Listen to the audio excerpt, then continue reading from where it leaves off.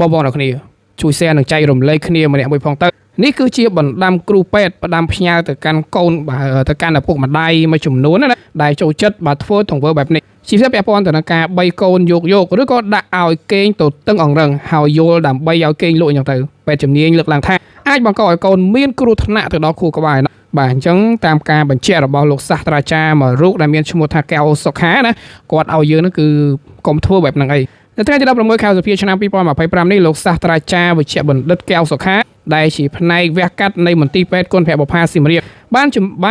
សំណូមពរទៅដល់អាណាព្យាបាលឲ្យមានការប្រុងប្រយ័ត្នខ្ពស់ពេលយកកូនតូចៗនៅក្នុងអង្រឹងដែលអាចបណ្ដាលឲ្យមានបញ្ហាក្នុងខួរក្បាលប្រសិនបើការយកកូនតូចៗនៅក្នុងអង្រឹងមិនបានត្រឹមត្រូវនោះទេលោកវិជ្ជបណ្ឌិតបានមានប្រសាសន៍ថាពេលម្ដាយបីកូនយំចេះតែក្រវីទៅមកអាចធ្វើឲ្យរំកើខួរក្បាលក្មេងៗដែលអាណាព្យាបាលឪពុកម្ដាយឬក៏លោកតាលោកយាយពុំគួរបីក្មេងយកបែបនេះនោះឡើយព្រោះអាចបង្កឲ្យមានការហូរឈាមនៅក្នុងអាស្រោមខួរក្បាលយើងណា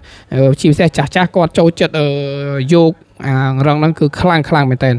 មួយវិញទៀតលោកបច្ចេកបណ្ឌិតបានបន្តថាការដាក់ឲ្យកូនតូចគេងក្នុងអង្រឹងក៏មានផលប៉ះពាល់ផងដែរថាបើដាក់កូនតូចបើបណ្ដោយអង្រឹងពេលយកទៅវាមិនអីមែនប៉ុន្តែបើកាលណាដាក់កូនក្មេងនៅអង្រឹងទៅតឹងពេលយកទៅយកមកខួរក្បាលគាត់ម្ដងទៀបម្ដងខ្ពស់បាទដូចឲ្យរំកើនៅខួរក្បាលគាត់យ៉ាងដូចនោះដែរជាប្រភេទគ្រោះថ្នាក់មែនតែនគឺគ្រោះថ្នាក់ទៅដល់ខួរក្បាលអាចបណ្ដាលឲ្យមានការហូរឈាមនៅក្នុងខួរក្បាលនិងអាចឲ្យ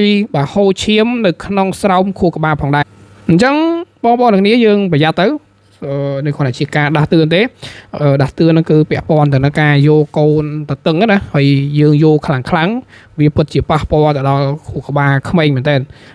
វាប៉ះពាល់ត្រង់ថាយើងយកខ្លាំងឲ្យក្មេងវាកន្លក់ទៅកន្លក់មកបាទនេះគឺជាសារដាស់តឿនល្អមែនតើសម្រាប់ពុកម៉ែបងប្អូនឬក៏អ្នកដែលទើបនឹងមានកូនថ្មីណាយើងបង្កើតនៅការប្រុងប្រយ័ត្នបានខ្ពស់